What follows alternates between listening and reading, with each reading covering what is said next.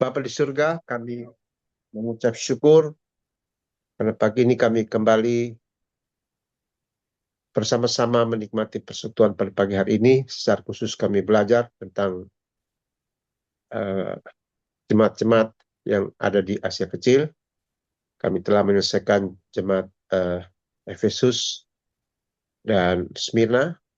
Dan saat ini kami memasuki mempelajari jemaat di uh, Pergamus. Kami berdoa kiranya Tuhan memberikan pemahaman pemikiran bagi kami untuk memahami secara tepat kondisi jemaat ini. Terima kasih Bapak, kami menyerahkan waktu ini dalam tangan-Mu. Dalam nama Tuhan Yesus Kristus kami berdoa. Amin. Ya, salam Bapak Ibu. Hari ini kita memasuki jemaat atau gereja Pergamus. Ya. Kita sudah mempelajari jemaat Efesus.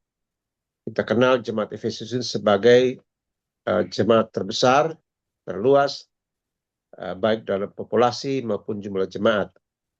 Ya, dan kita juga sudah belajar tentang Smyrna. Ya, kemarin hanya secara di sana, namun ini PPT-nya baru dikirim ya. Ya, jadi kalau Efesus itu terkenal sebagai jemaat besar, jemaat yang rajin beribadah, rajin melayani, ya, dan sebagainya, rajin berkunjung, ya berPI, ya, sampai mendapatkan ujian dari Tuhan. Namun kemudian mereka dicela juga karena meninggalkan kasih yang mula-mula. Artinya meninggalkan panggilan mereka untuk melayani. Dan mereka harus ditegur untuk kembali lagi lah. Nah, lalu kita sudah belajar tentang jemaat di Smyrna. Itu PPT-nya sudah diberikan. Nanti Bapak Ibu akan baca lagi, tapi saya singgung sedikit lagi bahwa jemaat Smyrna ini secara fisik, secara materi dia miskin, tapi terkenal sebagai jemaat yang kaya dengan imannya, ya tetap setia, menderita, ya menderita. Mereka sangat menderita tapi setia sampai akhir. Nah, jadi kalau jemaat Efesus itu menggambarkan, nanti pada akhirnya kita ulangi kembali bahwa jemaat-jemaat ini sebenarnya menggambarkan gereja apa sih? Ya gereja-gereja kita juga. Jadi Efesus menggambarkan gereja hampir semua gereja ya, yang punya semangat pelayanan, ya tapi nanti di tengah jalan ada yang ya tidak lagi maksimal dan sebagainya. Nah, sedangkan Smyrna ini menurut saya ini secara pribadi, maaf, mungkin Smyrna ini menggambarkan gereja-gereja Injili, ya, yang secara material mungkin, secara fisik mungkin mereka kurang, ya, tetapi secara iman hebat sekali, yaitu menggambarkan gereja-gereja Injili yang luar biasa, ya, tetap bertahan, ya, sekalipun harus menderita. Nah, sekarang kita masuki jemaat atau gereja di Pergamus, ya kita baca dulu ya. Wahyu 2 ayat 12 sampai ayat yang ke-17 ya. Ayat yang ke-17. Ya. Demikian, tuliskanlah kepada malaikat jemaat di Pergamus. Inilah firman Dia yang memakai pedang yang tajam dan bermata dua. Jadi sekali lagi jemaat ini diperkenalkan, Yesus memperkenalkan diri sebagai pemegang ya pedang dan bermata dua. Nah, apa artinya nanti kita akan lihat. Iya, aku tahu di mana engkau tinggal, yaitu di tempat takhta iblis, dan engkau berpegang kepada namaku, dan engkau tidak menyangkal imanmu kepadaku, juga tidak pada zaman Antipas, ya, saksiku yang setia kepadaku, yang dibunuh di hadapan kamu, di mana iblis tinggal.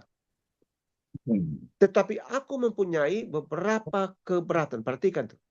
Beberapa keberatan terhadap engkau. Ya, di antaramu ada beberapa orang yang menganut ajaran Bileam, yang memberi nasihat kepada Balak untuk menyesatkan orang Israel supaya mereka makan persembahan berhala dan berzina. Demikian juga ada padamu orang-orang yang berpegang pada ajaran pengikut Nikolaus. Sebab itu bertobatlah, ya. Jika tidak demikian, aku akan segera datang kepadamu dan aku akan memerangi. Nah, itu pedang tadi.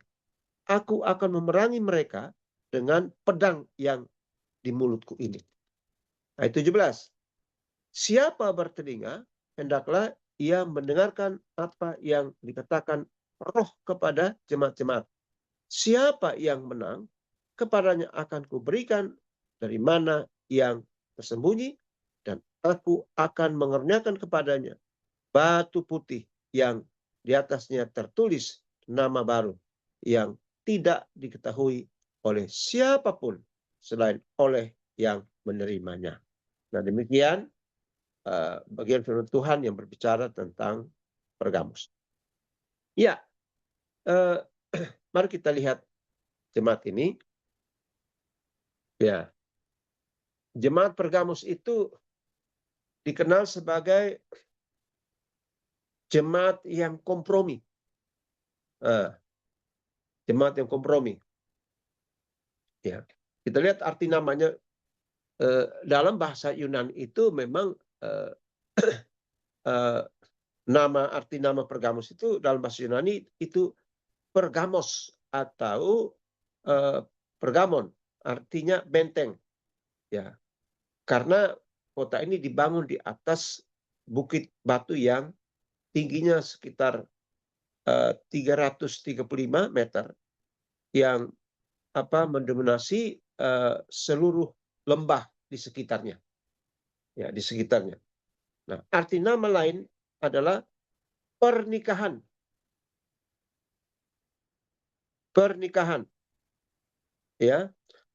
Atau persatuan. Persatuan dari kata bigami atau poligami. Nah, Bapak Ibu pernah kita sering berkata atau dengar tentang kata poligami. Nah, sini kita melihat sini bahwa jemaat ini termasuk jemaat yang kompromi. Ya, poligami. Artinya poligami sini adalah menjadi sindiran, ya, menyatu dengan dunia. Ya. Nah, kalau yang di kitab yang saya baca tadi adalah gereja yang kawin dengan dunia, kompromi, ya, kompromi. Dan menurut catatan saya di sini juga jemaat Pergamus ini punya populasi sama dengan Smyrna, ya. Jadi waktu itu populasi di Asia Kecil itu setiap kota itu ya sekitar 100 sampai 200 ribu atau 200 ribu sampai 250 ribu setiap kota. Ya, jadi kalau hitung secara keseluruhan sekitar 7 sampai sekian, 7 sampai 7 ribu sampai sekian, ya sampai 15 ribu lah dan sebagainya untuk Asia Kecil itu.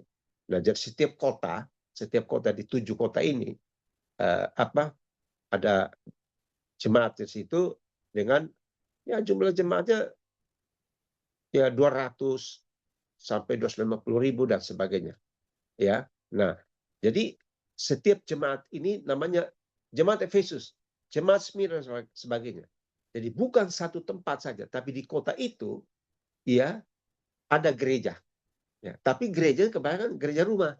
Nah, gitu. Jadi kalau gambar yang tampilkan sini inilah kotanya. Ya, nah di kota ini, di kota Pergamus ini ada gereja-gereja, ya, ada agama Kristen dan sebagainya, tapi gereja di rumah-rumah karena tekanan politik pada waktu itu sangat besar dari kekaisaran Romawi. Jadi setiap jemaat bagaimana dia menghadapi situasi tekanan politik dan lain sebagainya, sehingga menentukan mereka itu kuat atau enggak. Nah, juga jemaat ini kita lihat bahwa dia merupakan pusat budaya, ya, pusat budaya ex ibu kota kerajaan Romawi pada waktu itu. Nah, kita tahu bahwa kenapa Romawi itu pada dunia keempat itu sudah menguasai dunia, ya, termasuk di Israel, ya, Timur Tengah dan sebagainya, termasuk di Asia ini dia kuasai, masuk di Turki, ya, karena Turki itu berada di dua antara Asia dan Eropa. Jadi jemaat ini rata-rata di Asianya. Tapi kita juga lihat nanti di Kapadokia itu juga banyak orang Kristen itu yang hidup dan beribadah di bawah gua-gua tebing batu. Jadi dalam itu nanti kita lihat satu persatu itu luar biasa. Banyak sekali orang Kristen itu juga. Tapi karena tekanan politik ya Ottoman pada waktu itu, sehingga banyak yang lari keluar ke Yunani. Sehingga sampai sekarang ini situ-situ saja. Ya, saya setuju Pak Robert bahwa ya sekarang mungkin di sana itu kebanyakan gereja rumah. Jadi sepanjang saya melewati kota ini, saya jarang melihat gereja besar. Nah, rupanya masih tetap menjalankan mereka adalah ibadah-ibadah di rumah, gereja-gereja rumah. Nah, nanti kita juga siap-siap. Itu menggambarkan apa? Satu saat nanti, ketika antikris memerintah dan sebagainya, kekristenan tetap ada. Karena dia akan kuasai ya, agama dunia, agama satu-satunya. Sehingga orang-orang Kristen, katakan kita ini, sudah tidak lagi harus beribadah di rumah gereja kita besar itu. Ya, karena sudah kuasa antikris. Jadi antikris yang menentukan harus ikut aturan-aturan dia. Nah, sehingga bagi orang Kristen, bagi kita yang setia, nah, setialah, itu berarti tetap beribadah di rumah. Nah, jadi sekarang kita siapkan seperti sekarang. Ya, ketika satu saat terjadi hal-hal seperti itu. Ya, jadi dia merupakan pusat ya, dengan populasi 150 sampai 200.000 ya jiwa ya, setiap kota itu. Nah, dia merupakan pusat budaya dan pusat politik ya. Pusat budaya, pusat politik, dan juga pusat keagamaan ya. Nah, pusat keagamaan itu namanya pagan. Pagan itu agama-agama suku ya, agama-agama lokal di luar agama Abrahamik. Misalnya agama Abrahamik itu adalah Yahudi, Kristen, dan Islam. Nah, tiga agama itu yang makanya Yerusalem kenapa diperebutkan ini sebagaimana, karena itu Yerusalem adalah milik tiga agama Abrahamik ya, yang sampai sekarang terus berjuang.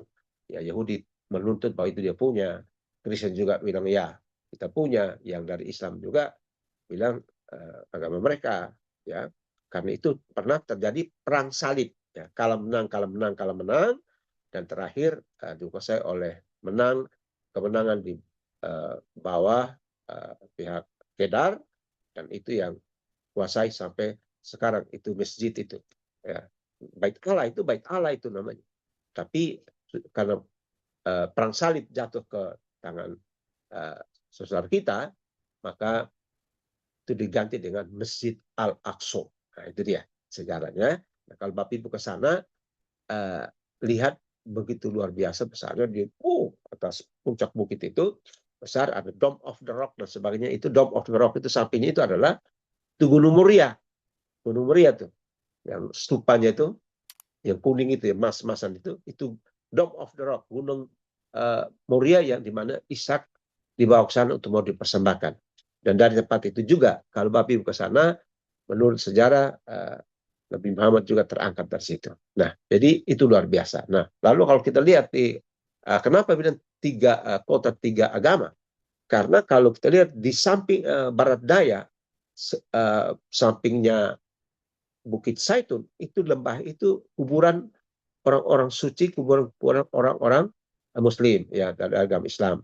Lalu di bawahnya itu adalah kuburan para nabi atau kuburan orang-orang tokoh-tokoh dari Israel dan sebagainya. Nah, lalu ada di mana lagi kuburan kekristenan saya sudah tidak tahu lagi, tapi itulah tiga. Nah, jadi saudara, itulah mereka pusat keagamaan pagan, ya. Nah, lalu kenapa disebut jemaat di Galatia sebagai apa? Disebut sebagai jemaat iblis. Sakit juga ya kalau disebut tata iblis di ayat yang kita sudah baca tadi. Nah, lalu latar belakang sejarah geografisnya, ya saya ulangi lagi bahwa kota Pergamus itu sekarang bernama kota Bargama.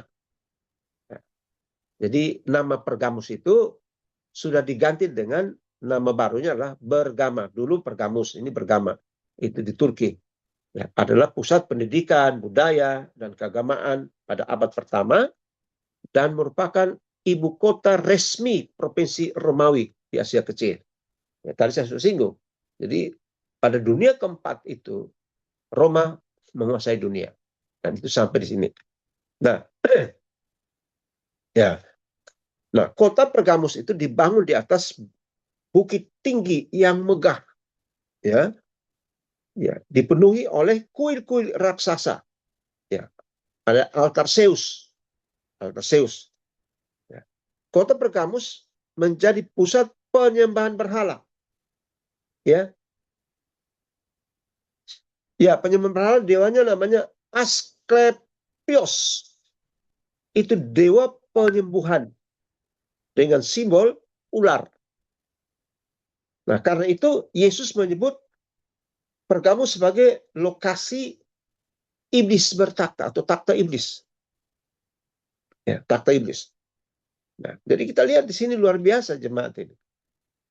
Nah, sehingga dari sisi keagamaan itu kenapa disebut sebagai jemaat duniawi, jemaat yang kompromis. Ya. Nah, ini sekali lagi bagi saya jemaat ini menggambarkan tentang gereja-gereja ya non-Injil yang kompromi. Ya, di satu sisi dualisme. Satu sisi Tuhan beribadah, tapi sisi yang lain dukun-dukun, orang pintar seperti apa namanya Ibu Anita sudah saksikan waktu ada di sana. Ada Kristen toh. Kekristenan tuh di sana. Tapi dukunnya juga jalan. Dukunnya kuat. Bahkan kita lihat di daerah-daerah pusat kekristenan. NTT lah. Ya. NTT itu agama aslinya Kristen. Ya, sebelum Kristen itu memang agama-agama suku ya. Tapi setelah Kristen masuk, ya Belanda kuasai daerah selatan, ya Portugis kuasai daerah utara dan timur. Itu sampai ke timur-timur. Nah, itu luar biasa. Tapi di pusat kekristenan ini ada dualisme. Tuhan tetapi juga dukun jalan. Ya kan? Praktek-praktek okultisme itu tinggi sekali. Ya, di Ambon juga.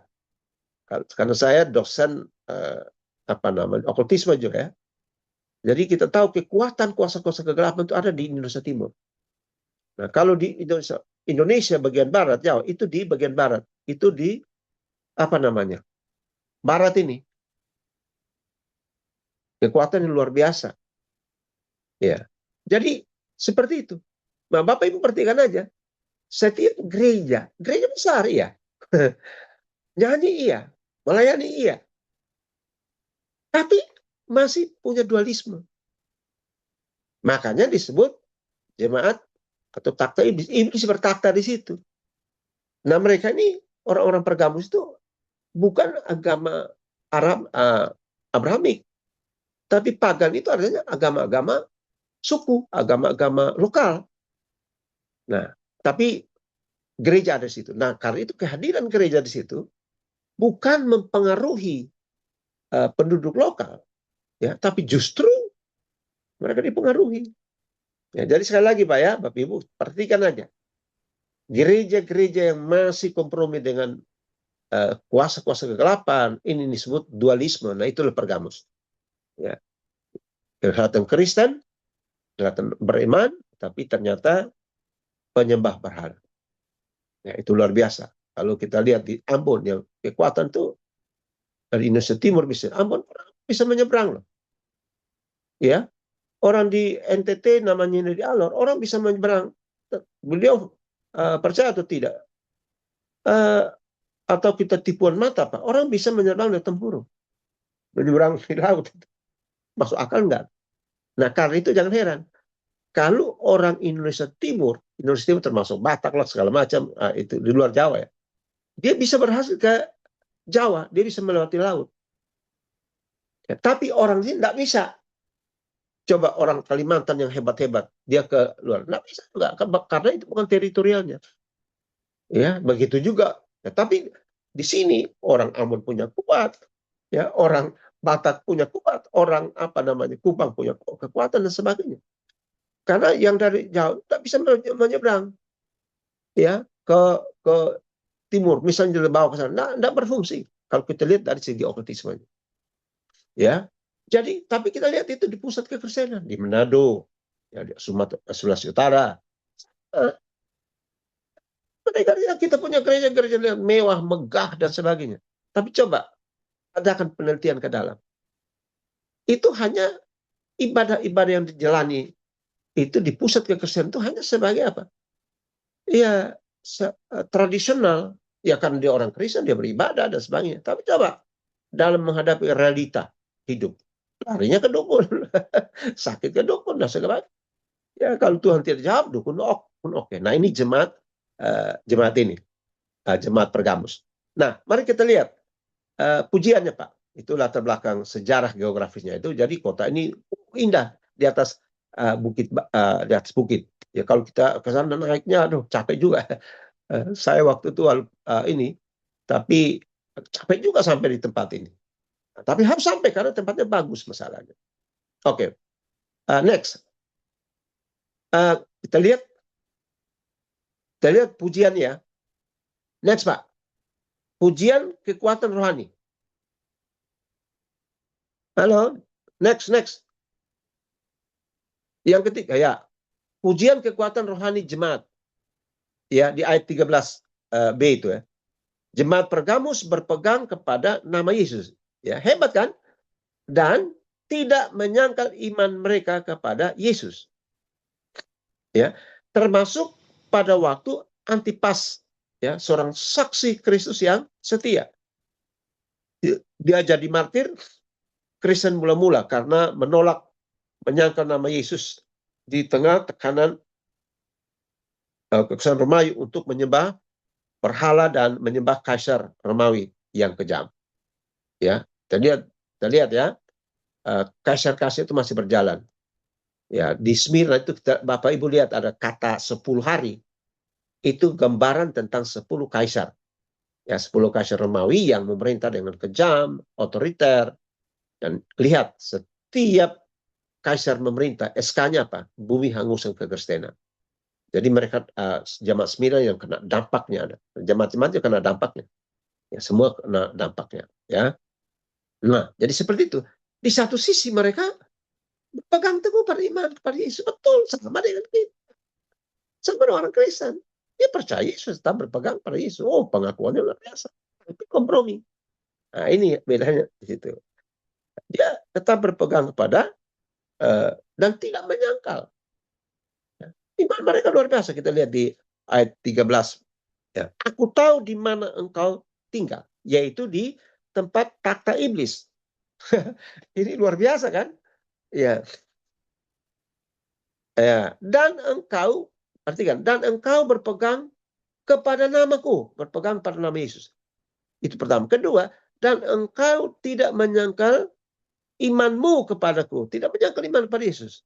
Yang ketiga, juga tidak pada zaman Antipas, ya, saksi Antipas itu saksi di gereja mula-mula yang setia kepada Tuhan. Jadi mereka juga sama, setia, pegang teguh pada, tetap beriman kepada Yesus, tetap berpegang teguh pada iman mereka kepada Tuhan. Ya, tapi juga tetap setia, setia. Jadi tetap ada ibadah, ada kegiatan dan sebagainya. Tetapi dualismenya juga tinggi. Mereka ada disebut takhta iblis. Iblis bertakhta di situ. Ya, jadi itu luar biasa. Nah, lalu dikatakan bahwa di ayat 14. Tetapi, nah itu ada paradoksnya di situ. Jadi kalau kita lihat kita bisa buat studi komparatif, ya, komparatif di jemaat ini luar biasa. Di satu sisi, ya, komparasinya di satu sisi mereka tetap mengaku Kristen, tetap mempertahankan identitas mereka sebagai Kristen, tapi di sisi lain, tetapi aku mempunyai beberapa keberatan. Nah, nanti kita lihat ya. Ya, sama kan? Ya, di gereja-gereja kita di tempat-tempat kita luar biasa. Tuhan bagus, senang. Tuhan senang karena dia tetap beriman dan sebagainya. Tapi di sisi lain, Tuhan juga merasa keberatan terhadap ini. Ya, luar biasa Bapak Ibu.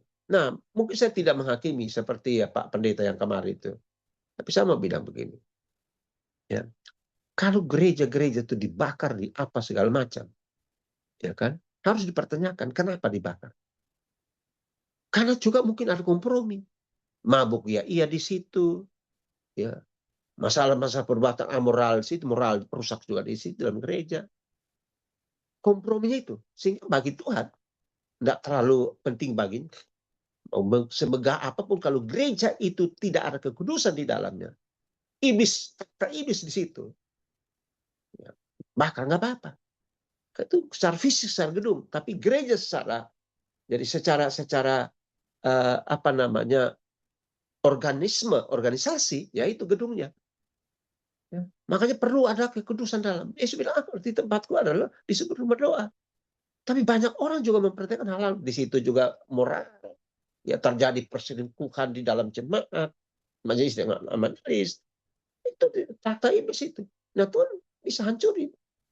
Masih ingat ya waktu si siapa nih? Salomo. Dia berdoa, Tuhan, Bebe, aku mau mendirikan 2 tempat. Satu adalah istanaku. Wow, ya. 2 atau pertama dulu, 1 untuk engkau, bait Allah. Dan Bapak Ibu tahu, ya, Tuhan bilang begini, nggak apa-apa dek, bangun aja. Tapi ada syaratnya. Kamu harus seperti bapakmu beribadah setia taat kepadaku. Dan hidup dalam kesetiaan. Ya, kalau enggak, saya hancurin. Nanti kita baca di bilangan. Ya, di raja-raja.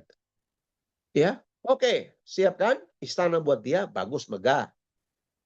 Ya, sampai muat 1000 istri itu. Luar biasa kan istana. Lalu ya, 1 untuk Tuhan dan bait Allah itu dibangun selama 7 tahun. Habis emas, kayu-kayu khusus dan sebagainya, megahnya sampai raja-raja dari timur datang bawa upeti persembahan dan sebagainya. Tapi lihat, ketika di tengah-tengah pemerintahannya, ketika hatinya berpikat kepada ya 300 kundik itu yang adalah perempuan-perempuan dari bangsa-bangsa kafir penyembah berhala, hancur. Tuhan hancuri. Tidak terlalu penting bagi Tuhan kayak gitu-gitu. Ya, itu pertama kali kan? Ya, dari Babilonia datang, ya, hancur, ya, hancurkan dan sebagainya. Jadi bagi Tuhan kalau gereja itu tidak konsisten. Jadi saya kadang-kadang tidak tahu saya salah atau apa ya. Tapi gereja-gereja yang dibakar itu mungkin juga. Tapi coba gereja-gereja yang ada kesunyian dibakar enggak? Enggak. Walaupun secara fisik itu bangunan. Tapi yang penting gereja secara organisme. Jadi pengertian gereja secara organisasi itu gedungnya. Tapi pengertian gereja secara organisme inilah kita ini. Orang percaya itulah gereja. Jadi walaupun akhirnya orang bilang itu tak apa-apa kok walaupun gereja secara fisik terbakar, yang penting gereja organisme tidak. Ada benarnya juga. Tapi tahu kan di balik itu ada apa? Apakah Tuhan nggak bisa bela? Bagi Tuhan tidak terpenting. Mungkin di waktu itu juga gereja juga luar biasa, mewah, megah. Karena ini di atas bukit, jadi orang lewat, bagus gereja itu. Ya orang lihat bagus sih perkamus gereja. Ya kan, kotanya bagus. Ada juga jemaat-jemaat di dalam itu, jemaat rumah misalnya. Ya, tapi kompromi. Jadi stop jadi gereja yang kompromi. Stop jadi orang Kristen yang kompromi. Stop jadi hamba Tuhan yang kompromi. Hamba Tuhan yang kompromi. Dia kompromi dengan dosa dan sebagainya. Satu pendeta masuk penjara, nggak tahu sudah keluar belum. Ya kan? Masalah set, masalah uang. Ada juga ada yang ini karena apa? Masalah amoral. Nah kayak gitu-gitu. Nah ini jemaat Pergamus itu menggambarkan gereja seperti itu. Ya, jadi kita lihat itu. Nah ada pujian itu. Mereka dipuji kan, ada pujian. Ya, luar biasa. Tapi mereka apa? Dengan kompromi dengan ajaran-ajaran sesat. William segala macam itu kan. Ya, yang mengejarkan hal-hal yang tidak benar. Nah, nah lalu berikut kita lihat tegurannya itu tadi itu. Teguran mulai ayat 13a sampai 15 itu. Saya baca lagi ya, ayat 13 saya lompat ke 14. Ya, aku tahu di mana engkau tinggal, yaitu di tempat takhta iblis. Tuhan tahu kita di mana. Ya, nowhere to run. Tidak ada tempat yang kita bisa melarikan diri. Mau sembunyi di mana pun Tuhan tahu itu. Tuhan tahu tentang kondisi secara negatif, dia tahu kondisi kita. Tuhan tahu tentang secara positif, ya kan? Keberadaan kita, pergumulan kita tahu kok. Tidak ada satu masalah atau hal yang kejadian pun yang terjadi di luar pengetahuan Tuhan. Dia tahu di mana kita berada, ya, dalam posisi benar atau enggak. Nah, coba lihat itu tempat itu, ya, di kita kan. Lalu saya lompat ke ayat 14. Tetapi aku mempunyai keberatan, beberapa lagi ya, keberatan terhadap engkau. Nah, jadi kalau yang pertama tuh mereka apa namanya luar biasa setianya, tapi berikut ini kita lihat beberapa keberatan itu apa? Di antaramu ada beberapa orang yang ada beberapa ya, berarti tidak semua dong. Ada beberapa orang yang menganut ajaran Bileam yang memberi nasihat kepada Balak untuk menyesatkan orang Israel. Ya, Bileam dan Balak ini adalah para penyesat, ya, kelompok penyesat pada waktu itu yang mengajarkan hal-hal yang melawan kekristenan. Ya, ya. Jadi apa? Untuk menyesatkan orang Israel supaya mereka makan penyembahan berhala dan berzina. Nah itu dia. Nah jadi kalau jemaat yang nggak kuat kan kena, oh bagus nih, nikmat nih. Ya, Bapak melihat itu gereja di atas bukit itu luar biasa. Ya, tapi keberatan-keberatan Tuhan, mereka harus menyembah berhala tapi juga berzina. Ya kan? Masalah-masalah amoral terjadi juga dalam gereja kita. Dalam gereja-gereja dewasa ini ada makan penyembahan berhala. Ya, luar biasa.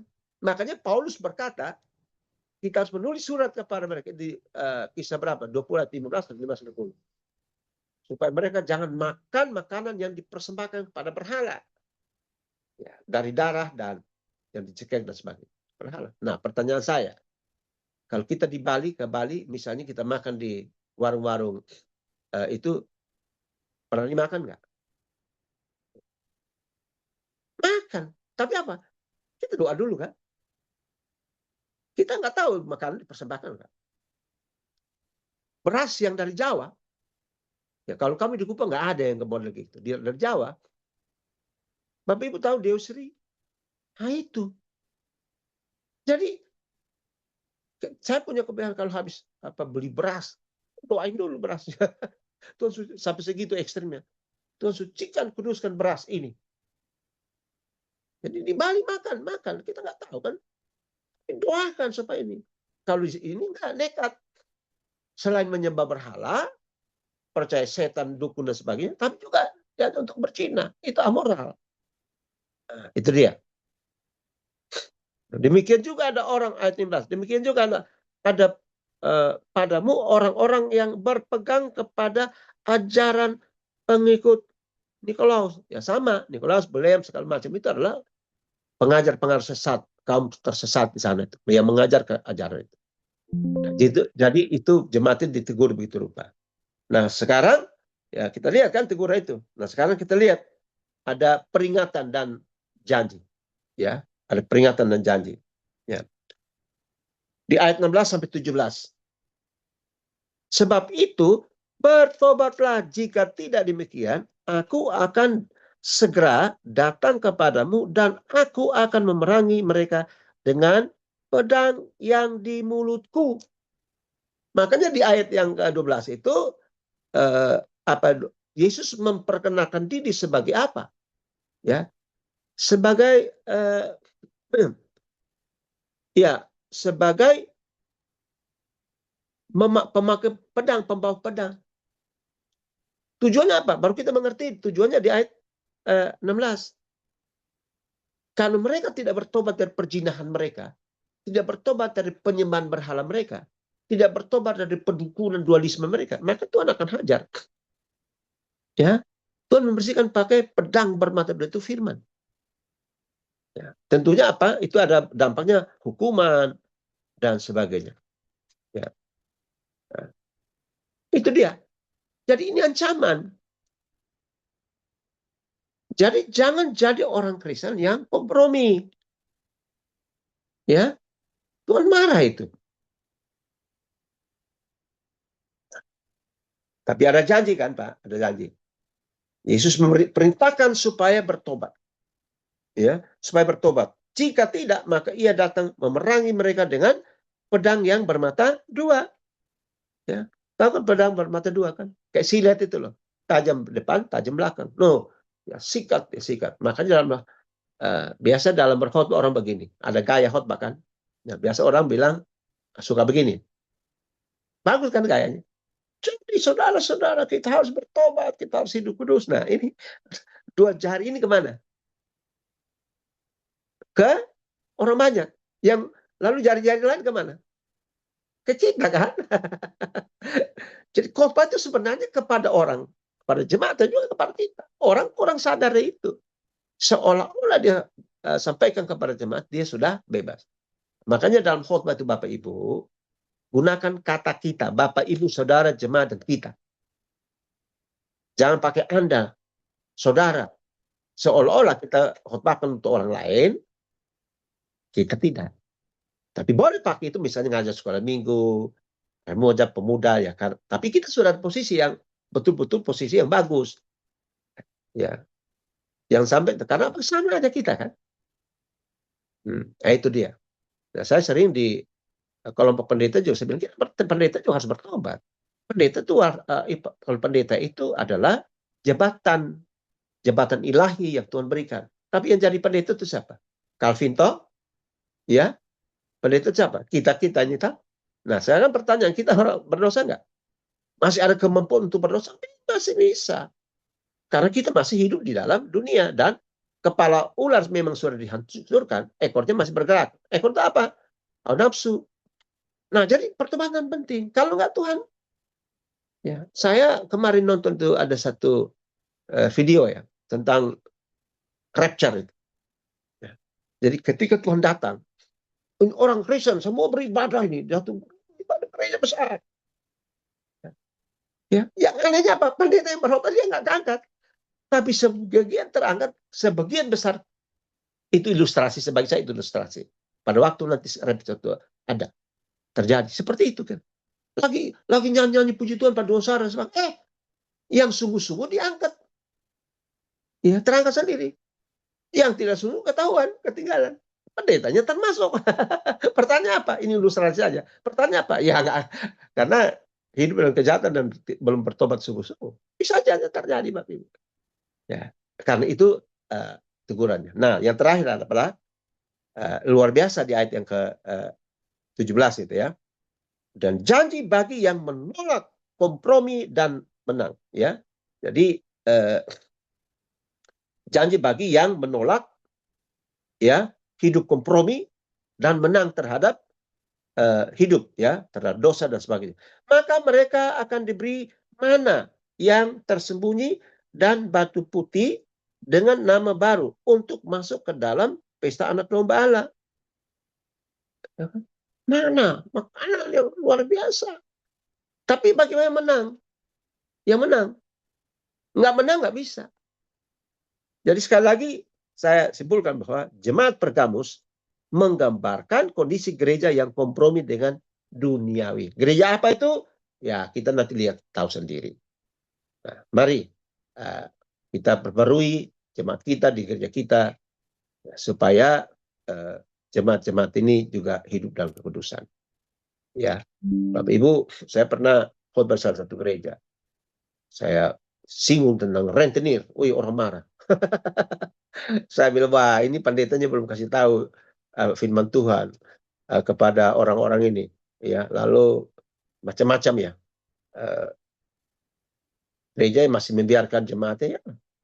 Saya pernah KKR di Rote di daerah saya. Ya, ada satu pendeta, wih, khotbahnya bagus. Wih, khotbah orang semua dengar. Kalau dipimpin khotbah ibadah, banyak yang datang. Tapi ketuhan bahwa dia juga hidup bergantung pada dukun. Anak-anaknya sakit atau apa masalah, mereka berdoa, kalau belum terjawab ya sudah lari ke orang, bilang orang pintar. Bagi saya dukun itu orang pintar, orang bodoh itu. Orang cari makan kok. Ya, gitu kan? Banyak begitu. Majelis-majelis segala juga masih dukun jadi dukun dan sebagainya. Nah, ini hati-hati. Jadi jangan terlalu bangga dengan gereja kita besar gedungnya dan sebagainya. Jangan terlalu bangga dengan ini, tapi lihat kualitas rohani seperti apa. Kalau kompromi itu sudah termasuk jemaat Pergamus. Itu. Ya, sekian dari saya. Kita berdoa dulu. Bapak di sorga, terima kasih untuk jemaat ketiga Pergamus kami sudah pelajari hari ini. Kami juga bersyukur karena mempelajari tentang jemaat Efesus yang memberikan satu contoh teladan yang luar biasa bagi kami. Namun juga memberikan contoh yang tidak baik, yaitu meninggalkan kasih mula-mula. Ajar kami supaya kami tetap konsisten terhadap panggilan kami. Apapun yang terjadi, kami tetap setia kepada Engkau. Kalaupun terjadi hal-hal ini, biarlah Tuhan berikan pertobatan sejati bagi kami. Ajar kami seperti jemaat Smyrna, yang walaupun miskin secara materi, tapi mereka kaya secara iman. Sehingga walaupun mereka dianiaya, termasuk jemaat yang teraniaya, tapi mereka tetap mempertahankan iman mereka setia sampai akhir. Dan juga hari ini kami belajar tentang Pergamus. Jemaat yang kompromi.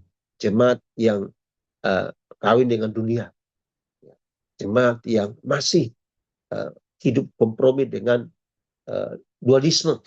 Satu sisi percaya Tuhan, tapi sisi yang lain percaya berhala dan sebagainya. Kalau ada berdoa, kalau ada model-model seperti dalam gereja kami masing-masing, Tuhan mari bersihkan dan menjadi jemaat yang sungguh-sungguh hidup berkenan kepada Engkau. Tetap berpegang pada iman kepada Engkau. Dan melihat jemaat ini luar biasa juga. Di satu sisi mereka beriman, tidak mau menyangkal Engkau. Mereka tetap berpegang pada kebenaran. Tetapi di sisi lain, mereka juga menyembah berhala, berzina, dan lain sebagainya. Nah, ini disebut dualisme. Terima kasih Bapak. Hamba-Mu telah berhenti berbicara jauh dari sempurna. Biarlah Tuhan sempurnakan. Roh Kudus menyempurnakan akan penjelasan kami pada hari ini. Dalam nama Tuhan Yesus Kristus kami berdoa. Amin. Ya, saya serahkan kembali kepada Pak Raffles. Ya, mungkin ada tanya. Mau beri masukan boleh. Jadi jangan hanya bertanya. Beri masukan boleh. Penting. Ya, baik. Tambah Makasih ya, kan Pak kita semua hamba Tuhan kok. Calvin. Ya. Makasih Pak Calvin untuk pemaparannya yang luar biasa jemaat Pergasmus ini yang kedua ya. Jemaat yang kompromi, poligami, dan macam-macam lagi. Seolah-olah itu kadang-kadang maksudnya baik. Ya, ya sama seperti toleransi. Kadang-kadang kita untuk cari aman gitu. Biasanya kompromi itu untuk cari aman biasanya. Ya, betul. Jadi yang Tuhan tegur di situ ya ketidaktegasan mereka. Ya, seharusnya tidak perlu kompromi kalau mereka tegas ya. Dan Iya. menyatakan sikap sebagai orang Kristen. Silakan Bapak Ibu. Ini jemaat-jemaat